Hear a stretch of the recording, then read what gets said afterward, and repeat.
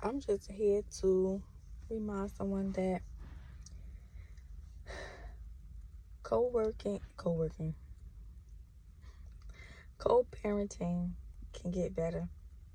It does not have to be in a rut for long.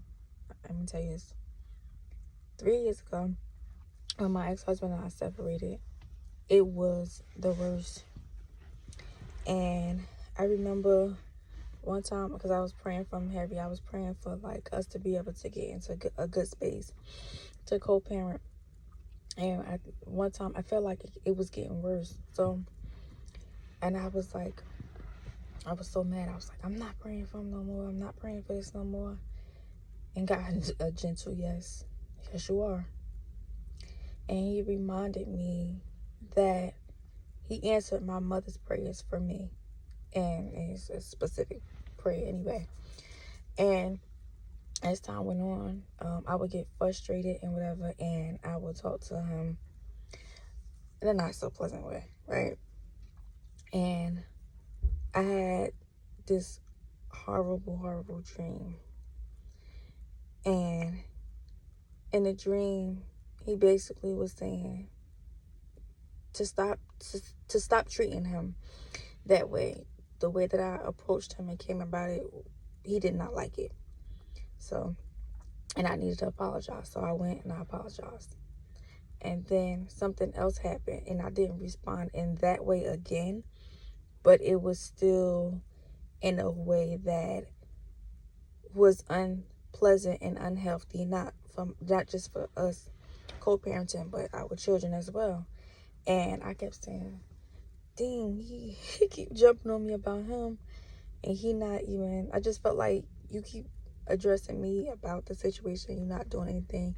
And it's like, you don't know what God is doing to the other person. But anyway, even though I did all that, my kid's father, he still didn't like disrespect me or do the most. He just like was taking it on the chin. And you know, he had me see some things, and I didn't like it. I didn't agree with it. So I think it took like 2 times for God to really show me and talk to me and let me know that although I called for y'all to go your own separate ways, that is not an open invitation. That is not a door to open for y'all to disrespect each other. That is not an open invitation for y'all to go against each other, regardless of y'all dynamic. And I want to say that to say, y'all do not have to be together in order for y'all to raise y'all kids in a healthy environment. And that is legal. Like, that is opening the way for the enemy to actually get inside and do things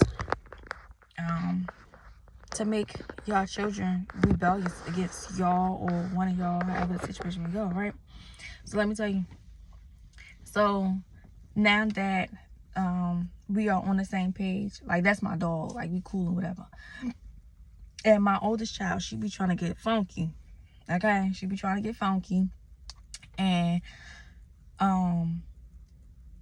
she said to me the other day, she's like, Daddy be going off more than you now. He be calling my phone and saying, yada. So I laughed. I said, yeah, I bet you ain't never see the day. I said, you mad? I said, you mad we get along now? She said, yeah, y'all talk about everything. Exactly. And that's what I'm trying to get y'all to understand. Kids will try to, oh, my mother and my father don't get along. When I go to this one house, because I know they don't talk, they don't communicate, I'm going to try to get funky at this house because they don't talk, so they don't know what's going on. That's the enemy. He trying to slither in there. He trying to reach your kids through y'all situation. Oh, I'm going to get them to argue. I'm going to get them to bicker. I'm going to get them to go back and forth. Yeah, I'm going to get them. I'm going to get them divided so bad that I got grounds. Like, I'm standing on something in a children's life. But God, I feel like I've been saying but God all day. But God said, no, you ain't. You ain't touching them kids. Those are mine. And by the grace of God, and it was only through God, I don't know if it went out, but by the grace of God, and it was only through God, that we are able to co-parent and be in a really, really good space. And them kids, listen, I call their father so fast. Call such and such, check them. I don't have the bandwidth right now. I don't have the capacity. And the enemy is going after people, kids, harder and harder. Pray without ceasing. Even if, now I'm saying this because I wasn't the one like this. He was.